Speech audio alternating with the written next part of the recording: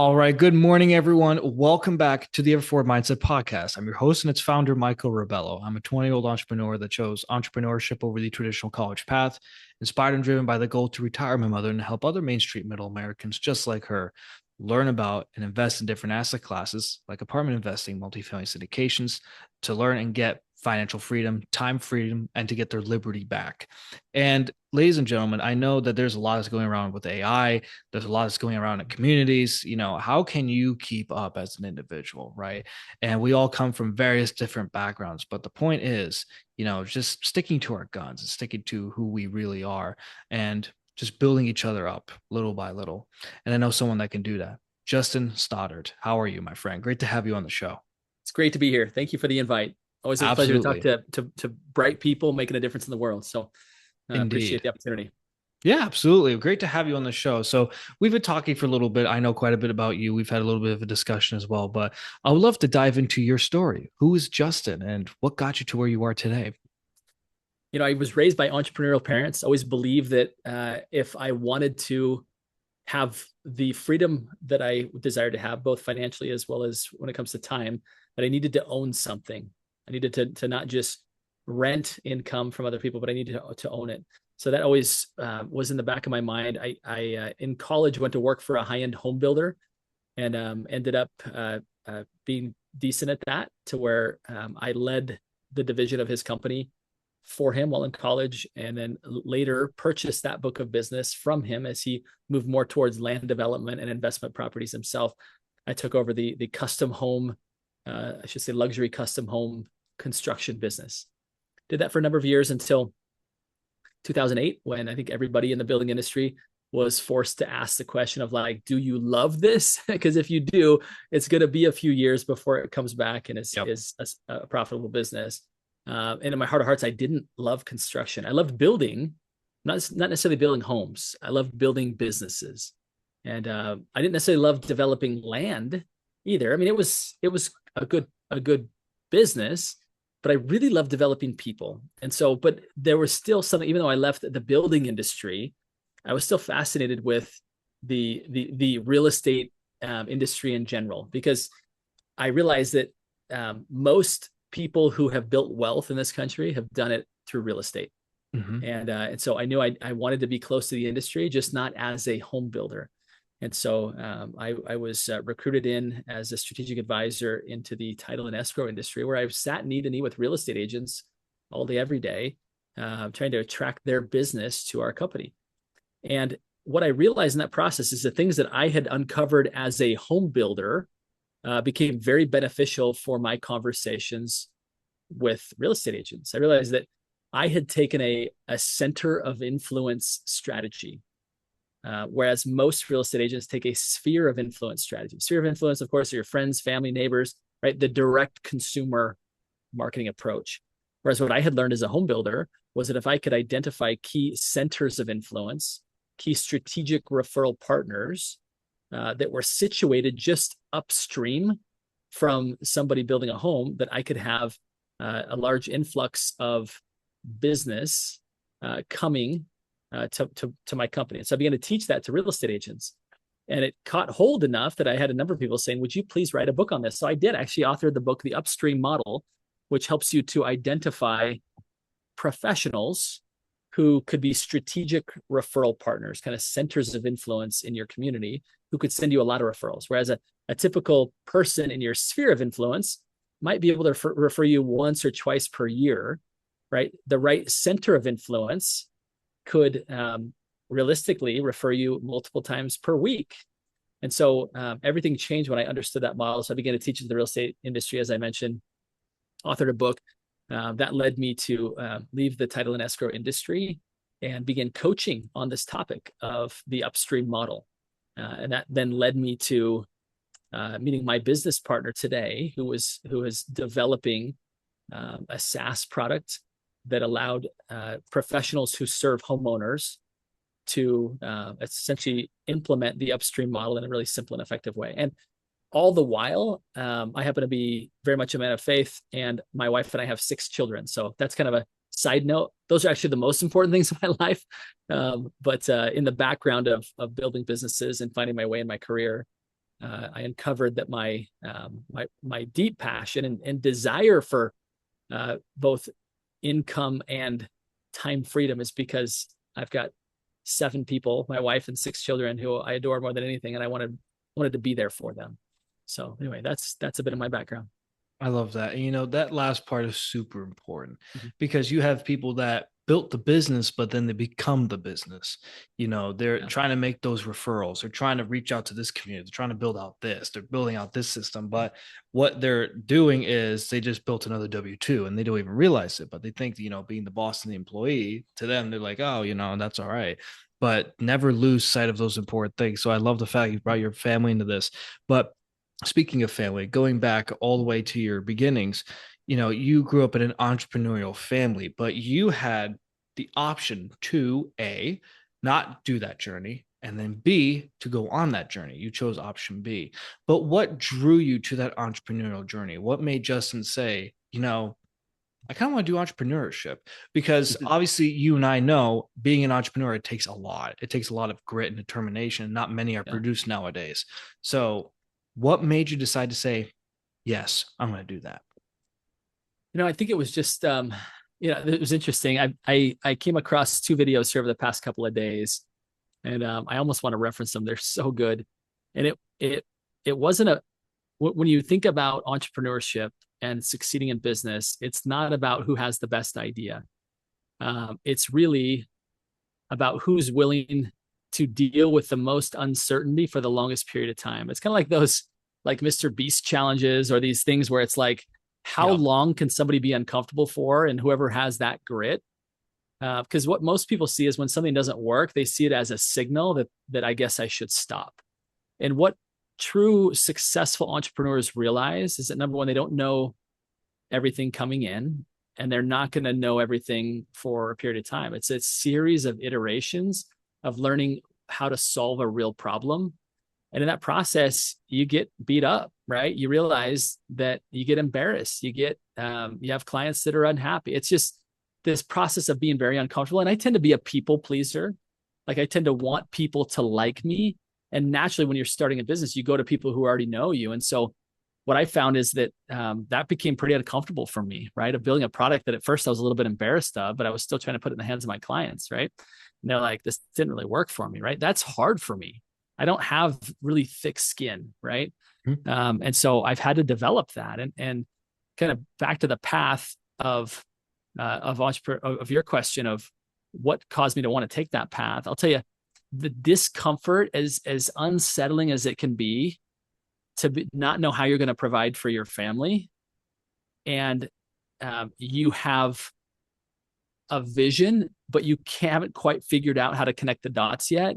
Mm-hmm. As uncomfortable as that is, when you are working in a safe and secure job and you feel like you're hitting a ceiling, and you see that, or at some point you're going to hit a ceiling, when the pain of that is more uncomfortable than the pain of, like Elon Musk says, chewing on glass and staring into the abyss, right? Which is what building a business can feel like. When the safety, security, but I have nowhere to go here, is more uncomfortable than that, then you're an entrepreneur. Congratulations. And just get really comfortable with knowing that you're not going to figure it out. It's going to be hard. It's going to be grueling. And it's a matter of just outlasting other people until you find the solution and bring your product to market in a way that's really valuable. So anyway, that's how it's just by default of like, oh, I took that safe and secure job for a while and it was good for a while, but there was ultimately came a point where it's like, I feel damned, right? And what's the definition of damned? It's like where the river stopped. It's stuck. I can't go any further. Literally, It felt like hell. It felt like I was like damnation, right? Like a lack of progress.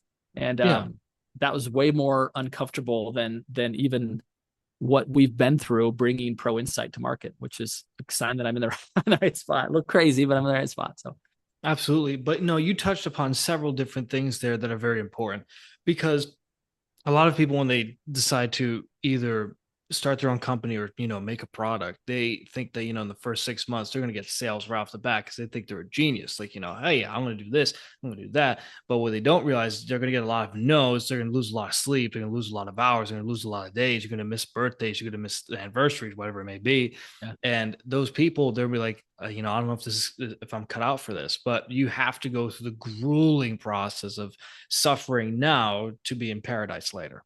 And that's pretty much entrepreneurship. And nowadays, I'm sure you see it too. Like jobs nowadays are not safe and secure because of, either technology companies are laying off or people are being replaced here and there. It's like, you don't even know where to turn, especially with being capped. I think that's just that's a suffering on a whole new level. You can go farther, but you're stuck in this box, like this invisible box. Like I can't move. I can't do anything. It's like the horrible, Terrible. it's deplorable. Yeah. I think that's funny though. It feels like one of those things where, all right, I'm going as far as I can, and then just you hit dunk, like, where am I? Like you have no idea. But anyway, I digress. Yeah. I definitely feel that. But tell us about your company and why you founded it, ProInsight, because referrals are very important, but it's the quality and also the frequency of those referrals that are important. Like I'll give you an example. When we open up a investment for real estate, we always ask people, hey, if you know anybody that may be interested, let's get on a call. All of us. That's referrals, word of mouth. Like, hey, so-and-so, do you know someone that might be interested? And sometimes you get a yes, sometimes you get a no. Sometimes the frequency is little to none or maybe a lot, but it's nothing constant. So talk about the importance of that referral system and also what ProInsight can bring to the table. I think oftentimes the way that we are seen, the ProInsight, is like BNI 2.0, right? If you're familiar with BNI, right, it's a Business Network International. It's a local networking group. And what we've realized is that that's not actually who we are, or who we want to be, right? What we've found is that model, although some have made it a valuable investment and worthwhile investment, what we find is that what that model does is it has too many gatekeepers. So for example, I show up at a networking meeting and I have a whole group of people called my sphere, right? Behind me, people, friends, family, clients, people who need stuff, right? And I step into a room and I've got, 15 to 30 professionals there, maybe sometimes more. And I'm listening to what they're saying and I'm saying, right? I need to connect you to so-and-so in my sphere. In other words, I'm the broker. There's this hourglass. In fact, I think I have an hourglass. Hold on, right here. Yeah, I do too. Actually, on my credenza behind me, I've got one too. Actually, where is it? In fact, it's like right there. So you've got all these professionals up here and all the clients down here, and I'm the bottleneck, right? I'm the guy in the middle that's trying to broker all of those introductions. I'm gonna start using that. I just thought so it's this kind of kink in the hose of like, or I'm over here interacting with all my clients, and I hear that, oh my goodness, you need a painter. Hold on, let me connect you. And so I'm this matchmaker, but I'm just not omnipresent in the lives of my clients. There's so many opportunities that are missed. So what we created at ProInsight is a way, instead of having professionals stand as gatekeepers to their network, is to actually create a resource for a local community.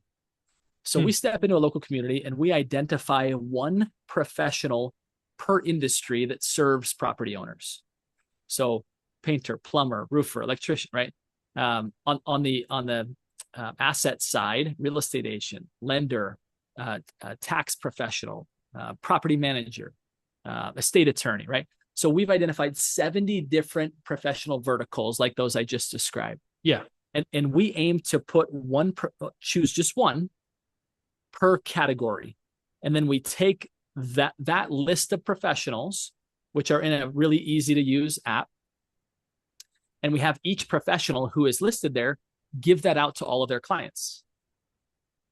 Because what happens is that when I'm a good professional, every day of the week, I have my clients saying, oh, hey, by the way, you did a great job. Do you know a good plumber I should be talking to? Do you know a good drywall company? Do you know a good handyman? Do you know a good tax professional? Do you know a good real estate agent, right? So these professionals are constantly being asked. And when asked, they say, yeah, actually, I think of one, right? Now they can just say, download this app. Let me give you access to it. And you'll have every professional that you need in this local community, right?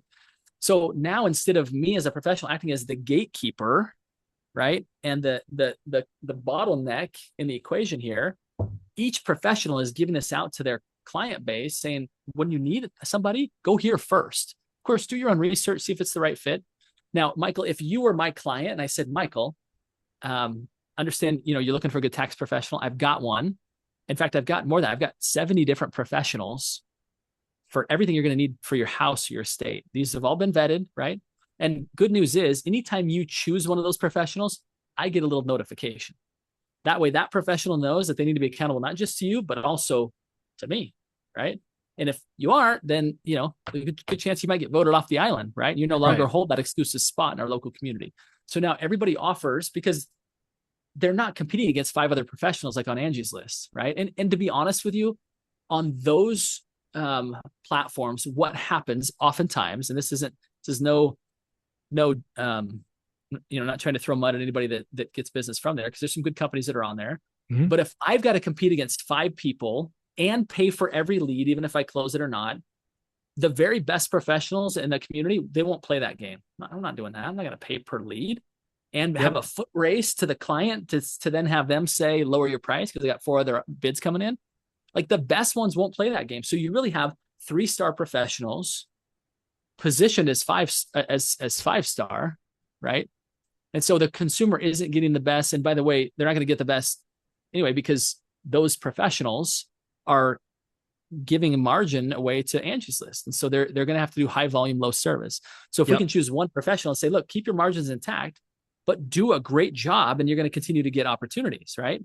Don't gouge people, be fair on your pricing, show up, do what you say you're going to do, and the business is going to flow, right? So that's our model at ProInsight. As we step again into a local community, we typically start with a real estate agent.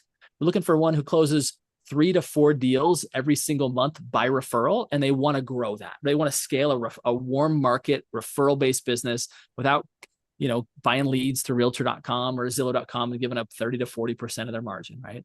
They just want inbound opportunities. And so now what they can do, each of those professionals can do, is be on a preferred list for that whole community and have each professional putting it into the hands of all of their clients, which our clients are asking for it anyway. So now you have those clients coming directly to them versus doing it with either the middleman of the professional who's, the professional networker, or coming through the gate of Google and Angie's List, and they're charging a tax as the people go through that gate, right? And kind of increasing the prices. So that's ProInsight.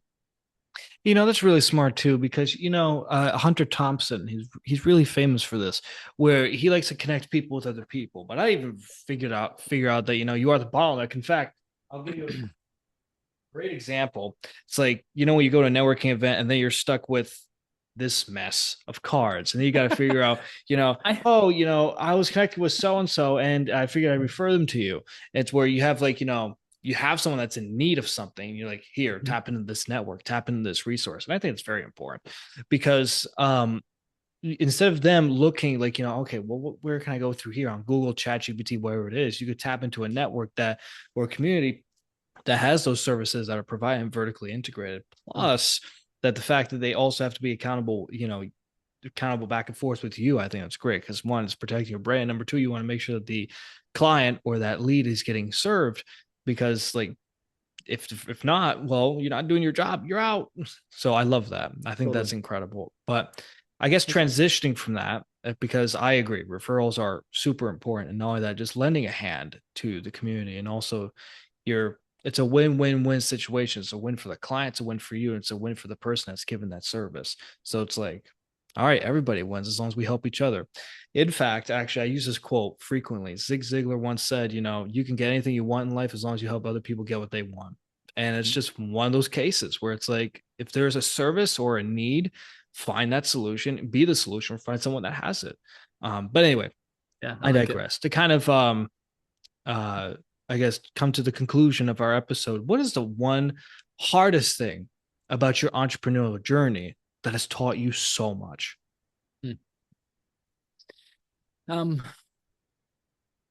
Hardest thing, again, is being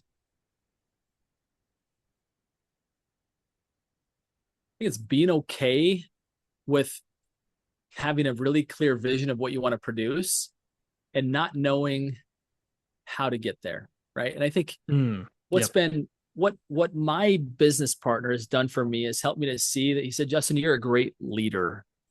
You're the first guy to pick up the shovel, the first guy there, last guy to leave, first guy to let other people eat first, last guy to take a paycheck. Yeah, like always, like that's who you are. He said, what I'm eager to see is if you're willing to take the next step, which is to become a leader of leaders, not just a leader, but a leader of leaders. And what that entails is you finding other people and empowering them. And don't always be the first one or ever be the one that picks up the slack when they don't do it. Hold them accountable. For me, as I mentioned, I'm a bit of a people pleaser, and I want to be sure that everybody likes me, which has worked out wonderful in some settings and not in others. And when you're an entrepreneur, you have to have people around you that are smarter than you are, and you have to give them directive and hold them accountable. And if there's an area for me that I'm still working on to this day, it's holding people's feet to the fire to say, you committed to do this, you didn't do it, let's fix it, right? Get it fixed. And that's not a comfortable conversation for me. And so it's realizing my weaknesses and being sure that I'm surrounding myself with other people and helping to let them be leaders, right? Like the guy that I was, allowing other people to step up and make all those sacrifices just like I was willing to do, right? Without me trying to do everything myself for them. So That's so well said. It's one thing to be the leader, but what other leaders are you forging around yourself to also carry that torch, to be the next Justin? And you're right, and it's who you are. And the farther you climb up the food chain, or whether it's money as well, it'll amplify who you already are. And if you can kind of express that to go, who you are as a leader and to teach other people, and, hold other people accountable for them to become leaders. I mean, it's just this compounding effect that'll eventually just pass on to the next person, to the next community, to the next client. So that's really important. Thank you for sharing that. That's awesome. Yeah. And I know I got a lot of value from that. I know my viewers did too. And Justin, I guess, what is one piece of advice you would leave somebody, whether they're trying to open up a service or if they're trying to help somebody out, or even just trying to be an entrepreneur? What is one bit of advice you would leave to them? Yeah, somebody asked me earlier today if there were 3 points. So I apologize. I'm gonna go to 3, but they're brief. So one bit of advice is, number one, there's a difference between a lead and a referral. Seek for referrals. Referrals is where somebody else's trust was transferred to you at the moment that introduction was made. Mm-hmm. Right. So there's referrals are different and better than leads. Number one. Number two is, don't go looking just for referrals, go looking for referral sources. And last, the upstream model, the book that I authored, is a great blueprint for helping you to identify those referral sources and build a group of people around you to help you to do that, to be those referral sources, those upstream partners, as I call them. Yep. That's the key. I love that. And lastly, another important question: where can people find you and also reach out to you to learn more about you and also ProInsight? Yeah, great. Thank you for that. I would say the best way, if people are, let's say if you're a real estate agent or you're somebody who likes referrals, wants more referrals, right? You could be an investor even. If you go to the builtonreferrals.com, you'll see there that I have a little quiz that's called a referral score. That will give you a score on your business. And then there you'll get direct access to my book, The Upstream Model, both digital and audio. You don't even have to know how to read. I'll read it to you. So if you'll go there, you'll get access to those things. And I'll, of course, see that come through and would love to engage in a conversation. If I can help in any way, great. You can also follow me on Instagram at Justin Stoddart. Is a great way to reach me. So you can DM me there and I'll see it within the day. So Awesome. Ladies and gentlemen, if you want to connect with Justin, check the video and podcast description below. You'll see his website along with his social media handles. You can connect with him directly there. And if you'd like to learn more about what our company does here at Ever4 Capital Partners and what we do with multifamily real estate, send us a message. Give us a comment or check the links below of the video so you can also connect with us and get our free resources. And to my audience out there, build yourself better and bigger every day. Live better, live bigger. Always move forward. And make sure you check your inner circle and check to see, who's talking about you and who's talking about you in good ways, of course. And how are you turning that into business? And how are you lending a helping hand? Justin, it has been a pleasure to have you on the show, my friend. Thank you for providing your service and also for your wisdom here today. I know I got a lot of it, and I know you're going to help a lot of people along the way. You're just getting started, my friend. So thank you. Thank you, Michael. What a pleasure. Of course.